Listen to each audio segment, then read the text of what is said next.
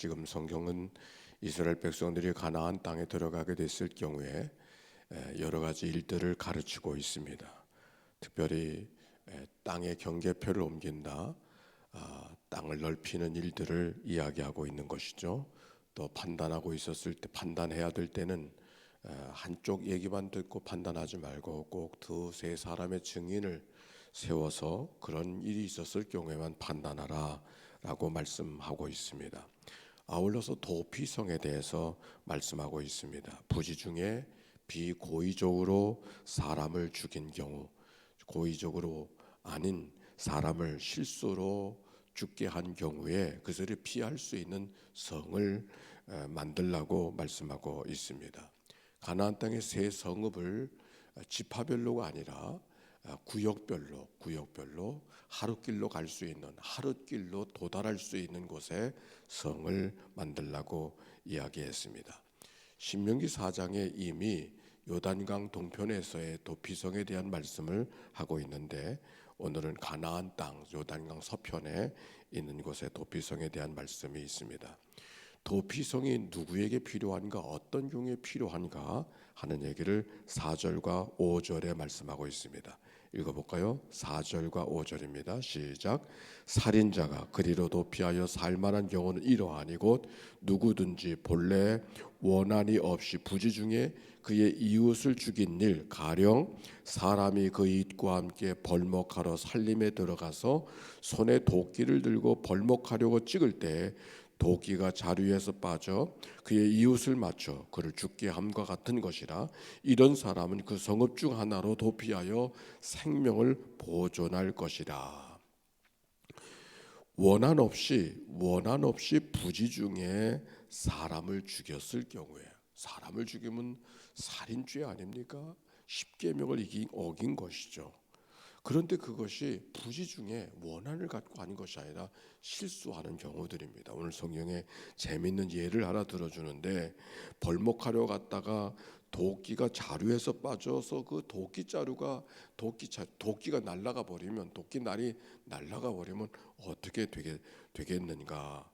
뭐 요즘엔 도끼 들 일이 없으니까 이런 일이 없지만, 우리가 어렸을 때만 하더라도 그런 일이 얼마나 많이 있습니까? 그래서 도끼날을 빠지지 않게 하려고 늘 조심스럽게 하고 어른들이 늘 말씀해 주시던 이야기가 기억이 납니다. 또 어떤 경우가 있는가 하니, 사람을 보지 못하고 돌을 던져는 그 돌이 사람에게 맞아서 사람을 죽이는 그런 경우, 또 일하다가 망대가 무너져서 사람이 죽는 경우, 이건 전혀 고의가 없는 것이잖아요. 그런데 사람이 죽으면 어떡합니까?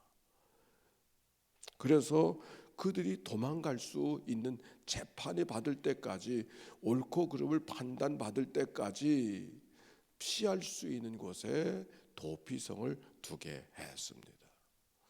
근데 그런 경우만 있는 것이 아니라 또 어떤 경우에 도피성이 필요한가 하니, 6절에 보니까 이런 말씀이 있어요. 6절 시작. 그 사람이 그에게 본래 원한이 없으니 죽이기에 합당하지 아니하나 두렵건대 그 피를 보복하는 자의 마음이 복수심에 불타서 살인자를 뒤쫓는데 그 가는 길이 멀면 그를 따라 잡아 죽일까 하노라. 이게 무슨 말이에요? 원한이 없이 죽인 걸 뻔히 알지만 누가 죽었어요? 내 가족이 죽었어요. 어떤 마음이 들겠어요? 이놈 봐라.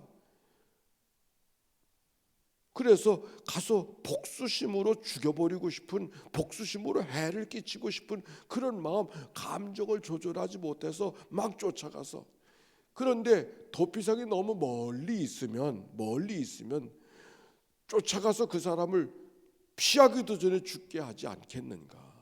그러므로 그 사람들이 피할 수 있도록 도피성을 만들어 놓을 뿐만 아니라 복수심으로 원한이 없이 죽였음에도 불구하고 죄가 없는 것을 뻔히 알면서도 사람을 죽이는 이런 일들을 못하도록 도피성이 곳곳에 있어야 됨을 이야기하고 있는 것이죠.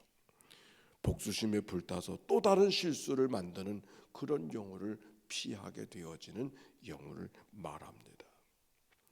우리가 어떤 어려움이 닥쳤다든지 좀 손해보는 일을 닥쳤을 때 고의로 하지 않은 것을 뻔히 알면서도 그 내게 손해가 됐다고 하는 것 때문에 복수심으로 갚아주려고 하는 그런 마음, 앞뒤를 돌아보지 아니하고 해대는 그런 말들, 그런 어떤 행동들 있지 않습니까? 그런 경우들을 이야기하고 나는 그런 경우는 곧 후회하죠. 곧 후회. 이렇게까지 안 해도 되는데. 성경의 복수심으로 불타서 사람을 해했던 경우가 우리가 창세기 읽어갈 때 야곱의 아들 가운데 시몬과 레위가 그 디나라는 그 누이 동생이 세겜과 함을 세겜에게 성폭행을 당하잖아요.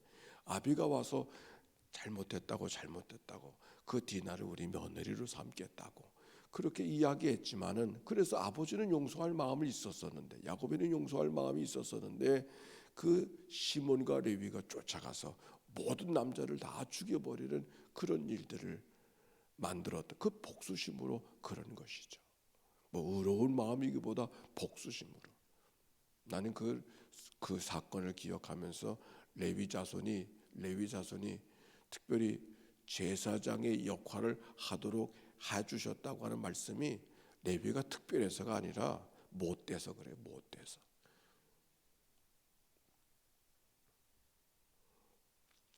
이 도피성을 통해서 무슨 가르침을 받을 수 있을까? 첫째는 하나님이 생명을 사랑하신다.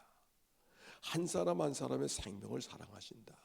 하나님이 생명을 지으셨음에도 불구하고 그 생명 하나 한 사람 한 사람을 소중하게 여기신다는 것을 알게 되는 것이죠.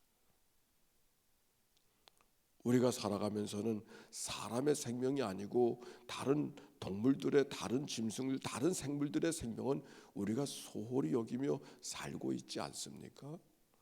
요즘에는 동물복지라고 하는 말이 있어서 동물도 마구 죽이면 안 되는 거죠. 생명에 대한 경외감을 잊어버리면 안 된다 하는 것이 이 현대 문화의 하나의 흐름이죠.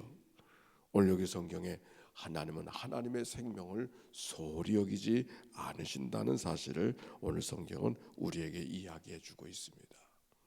뿐만 아니라 우리들이 살아가는 생활 속에 도피성이 있어야 된다고 하는 말씀을 이 말씀 속에 받을 수가 있는 것이죠. 도피성 하면 무슨 생각이 납니까? 하나님이 우리의 도피성이 되어 주셔서 시편 88편에 보니까 나의 힘이 되신 여호와여, 여호와는 나의 반석이요 요새요 건지시는 자요 나의 하나님이여 나의 피할 바위요 산성이요 요새요 방패요 구원의 뿌리요. 하나님이 우리의 피난처가 되어 주심을 말씀하고 있는 것이죠. 오늘 우리들의 얘기로 말하면 교회가 도피성이 되어야 되는 것이죠. 수고하고 무거운 짐진 자들아 다 내게로 오라. 허 목사님이 찬송을 부를 때는 그냥 찬송을 부르는 게 아니에요. 그날 성경을 읽고 필요한 찬송이 뭔가 이것저것 찾아보다가 찬송을 부르는 것이 아니라 꼭 그날 말씀과 연결된 찬송을 꼭 준비해서 해요. 오늘은 무슨 찬송 불렀어요? 십자가가 우리의 도피성. 십자가로 가까이. 십자가가 우리의 도피성. 죄 없이 인생을 살아가는 사람은 없지만 어떤 죄든지 용서받을 죄, 용서받지 못할 죄가 없음을 기억하고 십자가가 우리의 도피성이 되어주는 이 하나님의 말씀을 우리의 찬송을 통해서 받아볼 수가 있는 것이죠. 교회 안에는 서로 용서가 있고 교회 안에서는 사랑이 있고 교회 안에는 복음이 있어서 어떤 허물과 죄가 있는 자라도 하나님 앞에 용서받은 이 복음의 역사가 교회 속에 십자가 속에 있다고 하는 것, 도피성이 있어야 된다고 하는 말씀을 오늘 성경을 통하여서 우리에게 이야기해주고 있습니다. 그런데 또 한 가지, 아무리 도피성이 있으면 뭐해? 피해야 되는 거죠. 그것으로 피할 수 있어야 되죠. 도피성을 바라보고 구경하는 게 아니에요. 피하는 것이에요. 믿음을 가져야만 그 도피성 예수 그리스도가 우리들의 삶의 생명이 되어주시고 구주가 되시는 은혜를 경험하게 되는 것이죠. 그런데 오늘 성경을 통해서 우리가 꼭 나누고 싶은 이야기가 한 가지가 있어요. 3절 말씀이요. 시작. 네 하나님 여호와께서 내게 기업으로 주시는 땅을 세 구역으로 나누어 길을 닫고 모든 살인자를 그 성읍으로 도피하게 하라. 다시 한번 보세요. 네 하나님 여호와께서 내게 기업으로 주시는 땅 전체를 세 구역으로 나누고 지파별로 나누는 것이 아니라 세 구역으로 나눠서 누구든지 하룻길로 도착할 수 있도록, 이 가나안 땅이 강원도만 해요. 강원도만 해. 그러니까 하룻길로 도달할 수 있도록. 그런데 그 다음에 주목하고 싶은 말씀, 길을 닦아라. 도피성이 있으면 뭐해? 길을 닦아두지 않으면 안 되는 거잖아요. 예? 길을 닦아둬야 된단 말이요.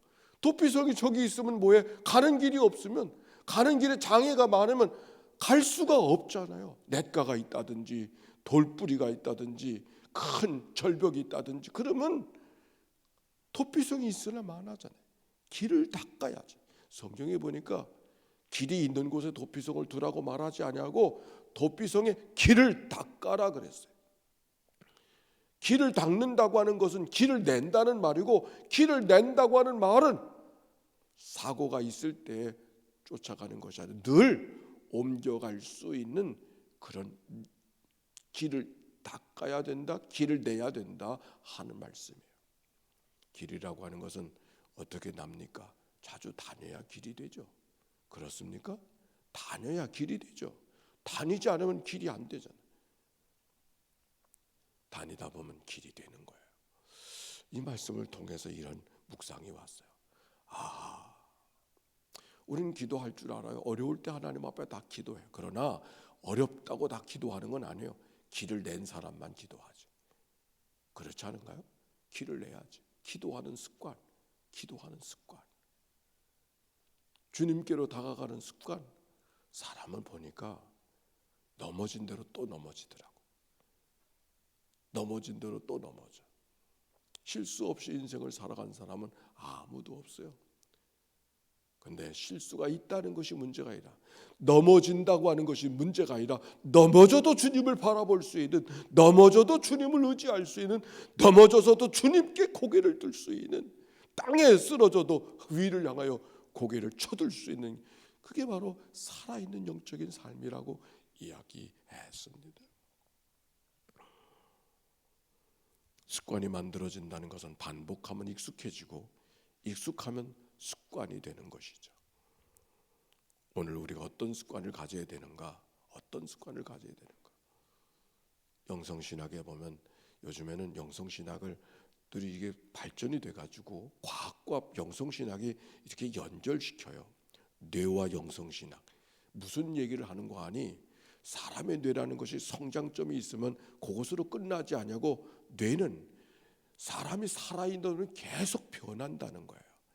이 몸에 세포가 되어져 있는데, 이 세포도 어렸을 때 세포가 그대로 있는 게 아니고 이게 주기적으로 아주 많은 변화가 있다는 거예요. 어떤 건 1년에 한 번씩, 어떤 건 한 달에 한 번씩 세포가 변한다는 거예요. 수많은 세포가 죽고 사는 거예요. 죽고 사는 거예요. 그런데 무슨 얘기를 하냐면, 뇌에 있는 신경세포가 우리가 찬송하고 감사하고 기뻐하면 이게 반응을 하는 것인데, 그 반응을 하는 것이 습관적으로 계속되어지면 그 신경망이 더 두터워진다는 거야. 즉 감사를 하고 기뻐하고 찬송하면은 그 신경망이 더 두터워져서 감사하는 사람이 더 감사하게 되어지고, 기쁨으로 살아가는 사람이 더 기쁨으로 살고, 찬양하는 사람이 더 감격스러워 살아가는 삶으로 되어진다는 거예요. 영성과 과학을 연결시켜서 뇌 변화를 기계로 요즘엔 다 보니까 그런 변화가 만들어져서 그걸 이렇게 사진으로 뇌 사진을 찍어가지고 보여주면서, 이런 삶을 살아가면 이랬었는데 이 삶에 이런 삶을 살아가니까 뇌 변화가 이렇더라. 그래서 예전에는 알코올릭을, 그렇게 사람의 의지가 약해서 그런가 사람을 탓했는데, 요즘엔 사람을 탓하지 않아요. 사람에게 그 알코올에 쉽게 반응할 수 있는 인자가 있어서 뇌 구조가 다른 거예요. 뇌 구조. 뇌 사진을 찍으면 그 알코올릭 술이 아주 좀 이게 주사가 심한 사람은 뇌 구조가 달라요. 의지가 약해서가 아닌 것이 아니라 그의 삶이 뭔가, 그래서 보면은 선대로부터 주사가 이 알코올릭을 많이 하던 사람 그 자손들도 그런 경우가 많은 거예요. 90%. 한번 주변을 한번 생각해 보세요. 내려오는 내력이. 근데 뭐 어떤 다른 것이 아니라 그 사람의 구조가 그렇게 되어져서 그런 경우라고 하는 것이 요즘에 그 과학의 한 단편이에요. 이제 그런 과학들을 보면서 우리가 영적으로 어떻게 살아가야 되는가?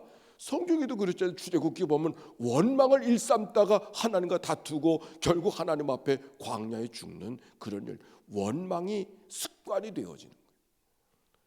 우리는 원망이 습관이 되는 것이 아니라 기도가 습관이 되어지고 감사가 습관이 되어지고 찬송이 습관이 되어지는, 그래야 되지 않을까요? 그렇게 될 수 있기를 바랍니다. 오늘 성경이 그렇게 말해. 길을 닦아야 된다. 누가 닦아야 돼?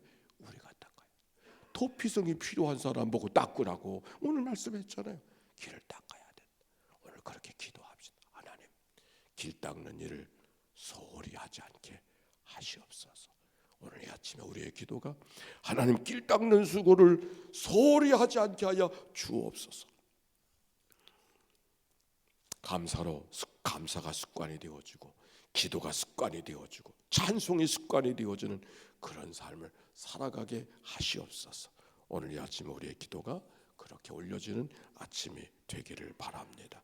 영적 습관을 만들어가는 10월 이제 거의 다 마감이 되어지는데, 하루를 시작하면서 반사적으로 하나님께 반응하고 하루를 마감하면서 하나님 앞에 감사하며 하루를 마감하는 그런 삶의 습관. 그냥은 안 돼요. 습관이 되오면 아주 어렵지 않게 되어요. 어렵지 않게. 그렇게 기도할 수 있기를 바라고, 이번 주일 추수감사 주일 하나님 앞에 드려지는 주일. 사실 제 가운데 기도가 있어요. 이번 주일날 비가 온대. 뭘 좀 하려고 그랬더니 비가 온대. 이거 어떻게 해야 될까?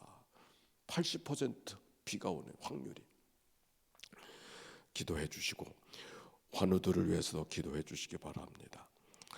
다 같이 함께 합심해서 하나님 길을 닦게 하시옵소서. 습관이 되게 하시옵소서.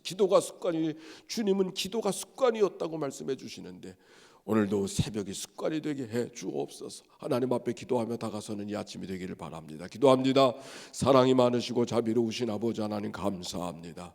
저희들을 이 아침에 불러주셔서 주님 앞에 다가서게 하신 하나님, 감사가 습관이요, 기도가 습관이요, 찬송의 습관이요, 하나님을 향하여서 우리가 감격으로 살아가는 삶이, 말씀을 보는 것이 습관이요, 묵상이 습관이 되어지는 그런 삶이 되도록 주님 인도하여 주시기를 주여 간절히 바라옵고도 원합니다.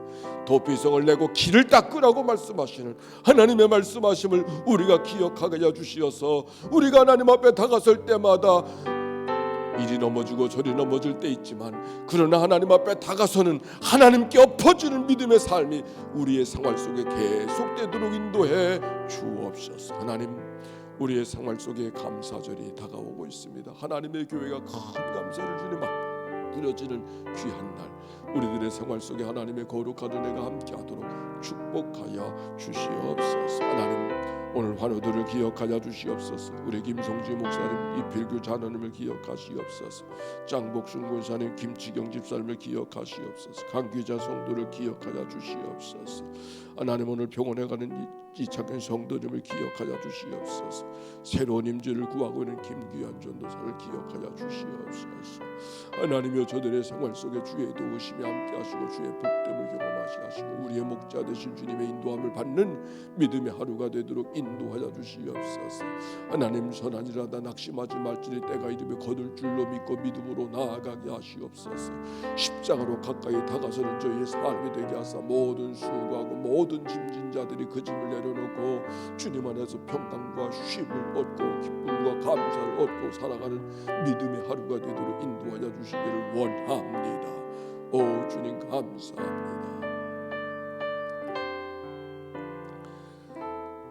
하나님 아버지, 오늘 저희들에게 이 아침을 깨우게 하여 주셔서 주와 더불어 한날의 생활을 살아가도록 인도해 주신 하나님께 감사와 찬송과 영광을 올려드립니다.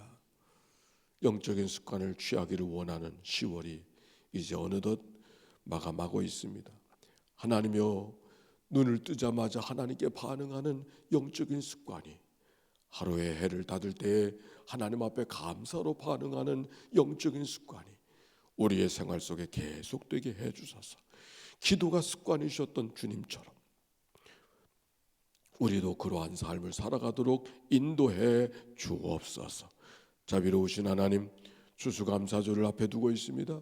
하나님의 교회가 큰 감사로 하나님 앞에 영광과 찬송을 돌려드리게 알려주시고, 감사가 습관인 저들 가운데 하늘에 주시는 평강과 위로와 쉼과 소망이 넘쳐나는 믿음의 삶이 되게 하옵소서. 병석에 누워있는 식구들을 주님 찾아가 만나 주시옵시고, 그들의 있는 자리가 그들만 홀로 있지 아니하시고 하나님의 함께해 주심을 기억하고 주님의 손을 꼭 잡고 믿음으로 승리하는 이 아침 이 한날이 되게 해 주시옵소서. 걱정과 염려와 두려움들을 주님 십자가 밑에 내려놓게 하시고 하나님이 내 편 되신 것을 기억하고 믿음으로 살아가는 이날 되게 하옵소서. 드려진 예물을 축복해 주시고 항상 기뻐하라, 쉬지 말고 기도하라, 범사에 감사하라, 이 믿음의 삶이 유산이 되어지는 가정 되도록 축복해 주옵소서. 모든 것 주께 의탁하오며 예수님의 이름으로 기도하옵나이다. 아멘. 이제는 성부, 성자, 성령 삼일째 하나님의 크신 은혜와 사랑과 역사가 이제와 같이 영원히 함께해 주시기를 축원하옵나이다. 아멘.